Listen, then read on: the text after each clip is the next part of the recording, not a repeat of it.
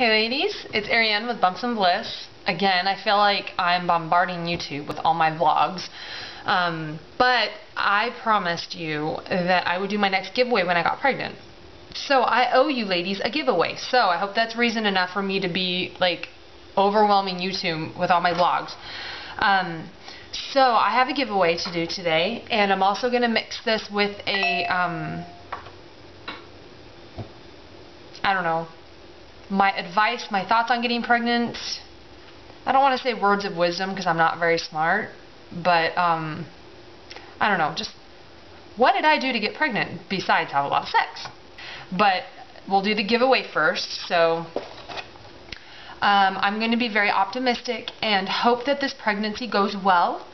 And I think that if I continue, I'm hoping that if I continue to think positive about this, that everything will go smoothly and I won't have any problems with my pregnancy. So I'm going to give away all of my my TTC items. So you ladies can benefit.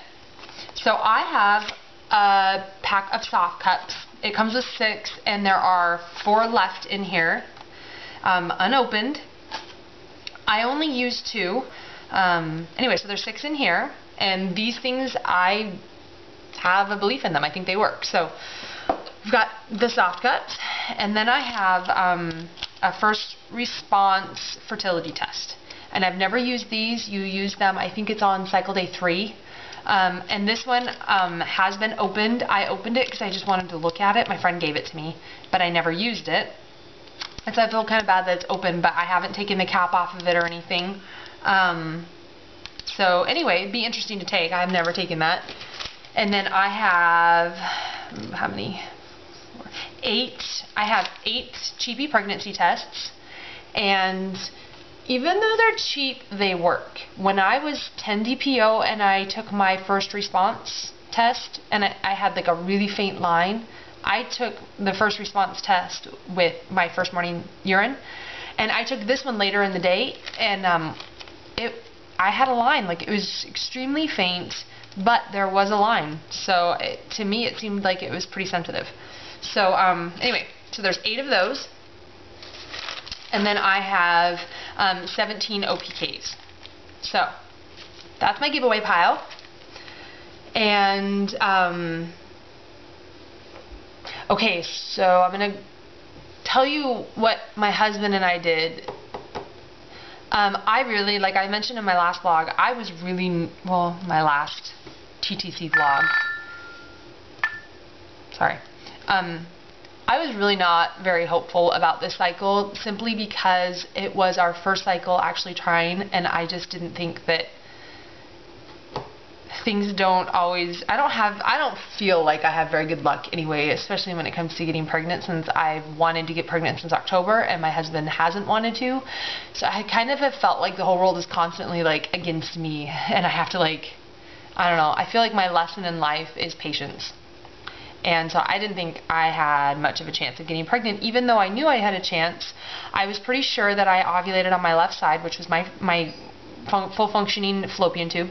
And, you know, we had sex a lot, and I knew when I ovulated. So even though my chances, like, logically were good, I just didn't think it was going to happen. So I was really shocked when we did get pregnant. But the things, like, I originally wanted to try doing the sperm meets egg plan. But after we did it, we started on cycle day 8, and we did that until like cycle day, I think 12 or 13, and then we just started having sex every day, even though I hadn't gotten a positive OPK, and I didn't actually ovulate until cycle day 16. And so looking back, I kind of regret, I don't regret that. I don't regret it, but if I had to do it again, which I'm hoping I don't have to do it again, obviously, until we're ready for our next kid. If I had to do it again, knowing what I know now, considering I don't ovulate until later in my cycle day 16 or 17, I wouldn't try to actually get pregnant until maybe like 4 days before I ovulated. And then when I did try, it would be just boom, boom, boom every day. Because since we did try on, and I think it depends on, when you ovulate, but I just think it's important that you don't wear yourself out having a lot of sex until you know that sex is going to count. I think if you don't know when you ovulate, for me, eggplant is great because that's kind of what it was intended for. It was intended for more people that had like irregular cycles and stuff, but I don't know, for my husband and I, it was kind of a lot, and it lasted for too long, and we kind of wore ourselves. It took from the spontaneity and the romance and the lovemaking of it, and it just turned it into more of a chore. And it's going to be a chore a little bit because you're obviously trying to have sex, kind of on a clock. But anyway, for us, I think it was beneficial when we did finally have sex every day. Like, we didn't skip days around the time I ovulated, and we had sex 5 days in a row.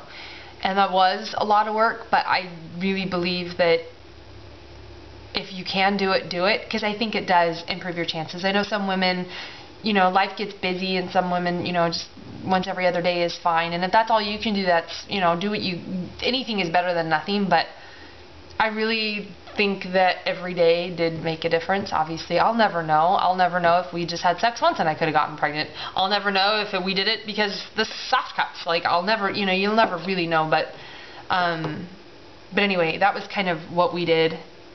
And then, so I just wanted to say I'm really sad. Not really sad. I'm happy. I'm so happy to be pregnant. And even though it appears from the outside like this is my husband and I's first time trying to get pregnant, and we just got pregnant, and it seems like it was really effortless. I have been wanting to get pregnant since back in October, and my husband has not been on board. And so we have had 8 months of emotional infertility that I have struggled with, is my husband's emotional infertility. And it's been a struggle. It's been a big struggle for me. Wanting to be pregnant, not being able to be pregnant, having to depend on him and having to be patient and loving. It's been really hard. And so even though it may appear that I haven't had fertility problems, and I might not understand what it feels like to not be able to get pregnant just because we got pregnant our first month, I really don't take that for granted at all. I know what it feels like to want a baby and to not be able to have one and to have to wait until who knows how long. And really, honestly, I didn't think for 1 second I'd be pregnant in May. I was really thinking it was going to be later, around Thanksgiving-ish. I thought it was going to be later in the season. I thought it was going to take longer for my husband to get on board. I thought it was going to take longer for me to get pregnant. And so I don't take this for granted at all. I know what it feels like to have infertility issues. I feel like I know what it feels like because, I don't know, even though it was only like an emotional infertility, it was still a really big deal for me. And so this is something that I am very grateful for, and I don't take for granted. And it's really hard for me to leave the TTC community and move on to the pregnancy community because I want to take all of you girls with me. And I hope that you believe me when I say that, because this has been, I know it's so many women have said it, and it may sound cliche, but like, I really feel like I've gotten to know so many of you girls, and I hate the fact that I'm pregnant and you're not, and I'm now moving, I'm going to start doing pregnancy vlogs, and you might not for a little while, and it's kind of sad for me, and the only thing I can do for you is pray for you and give you soft cups and OPKs and pregnancy tests, and that's all I can do. And I would love to be able to do more, and I would love to be able to just bring you girls. I just would love to be able to get you girls pregnant. I want to get you pregnant. How can I get you pregnant? Anyway, my time's about up. So, in order to enter this giveaway, I need you girls to write something. You need to subscribe. Write something on this page about an embarrassing, funny story about trying to conceive. If you're not trying to conceive, do another funny story about something else, but really I just want you to make me laugh, and I want your comment to be public so that everybody else laughs, because I love laughing, and I think that sometimes you always have really funny, sex stories, not like dirty sex stories, just funny, like, I don't know, funny stories that obviously don't get too crude. Be funny, be clean, but be real and make me laugh. And I'm gonna do a draw out of I'll do a random drawing, and I'll film it so you can see it. So anyway, I'm running out of time, so thank you so much, ladies, and I will see you on Monday for my 4-week update. So thank you, ladies. Bye.